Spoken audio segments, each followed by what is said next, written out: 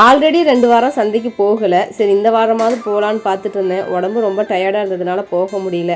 எனக்கு முடியலன்னு தெரிஞ்சுக்கிட்டே சார் வா சந்தைக்கு போகலான்னு கூப்பிட்டு இருந்தாரு. நம்ம போகலான்னு கூப்பிடும் போதெல்லாம் அவர் வர மாட்டார். அவர் கூப்பிடும் போது நாம் வரணுமான்னு சொல்லிட்டு நானும் கொஞ்சம் வீராப்பில் போகாமல் விட்டுட்டேன். உண்மையாக சொல்லப்போனால் உடம்புக்கு கொஞ்சம் முடியல, அதனால தான் போக முடியல.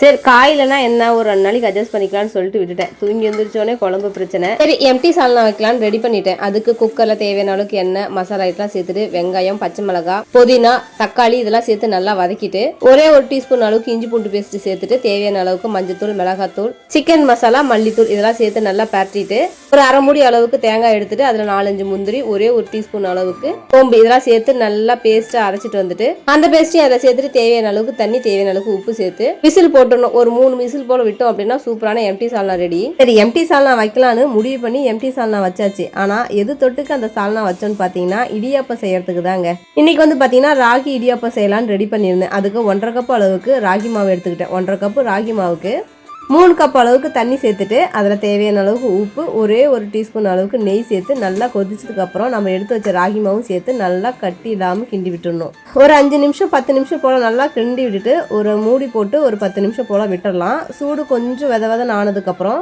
கையில் நல்லா கட்டி இல்லாமல் கலந்து விட்டு எடுத்துக்கணும். இடியாப்பம் இதுக்கு முன்னாடி எத்தனை டைம் செஞ்சுருக்கேன். ஆனால் இன்னைக்கு செய்கிற அளவுக்கு ரொம்ப எனக்கு எதிர்பார்ப்பாட நான் செஞ்சதே கிடையாது. ஏன்னா இதுக்கு முன்னாடி சரியாக வந்ததும் கிடையாது. இன்னைக்கு எப்படி இருந்தாலும் சூப்பராக வந்துடும் நினச்சிட்டு இருந்தேன். என்னுடைய சந்தோஷத்துக்கு காரணமே இந்த மர இடியாப்ப உலக்கு தாங்க காரணம்.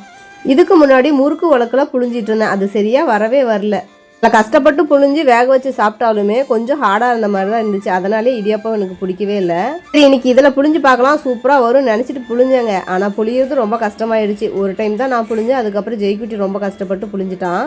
4 பிளேட்டு அதில் வந்து எண்ணெய் தடவி நல்லா புழிஞ்சிட்டு ஒரு 10 நிமிஷம் போல் ஆவியில் போட்டு வேக வச்சு எடுத்துட்டேன். உண்மையாலுமே அவ்வளோ சாஃப்டாக இருந்துச்சுங்க. புளியறது மட்டும் தான் கஷ்டமாக இருக்குது. ஆனால் டேஸ்ட் ரொம்பவே சூப்பராக இருக்குது, சாஃப்டாகவும் இருக்குது. இந்த இடியாப்பம் புளியறதுக்கு எனக்கு தான் ரொம்ப கஷ்டமாக இருக்கா இல்லை இடியாப்பம் புளியறதே இப்படி தான் இருக்குமாங்கிறது எனக்கு தெரியல.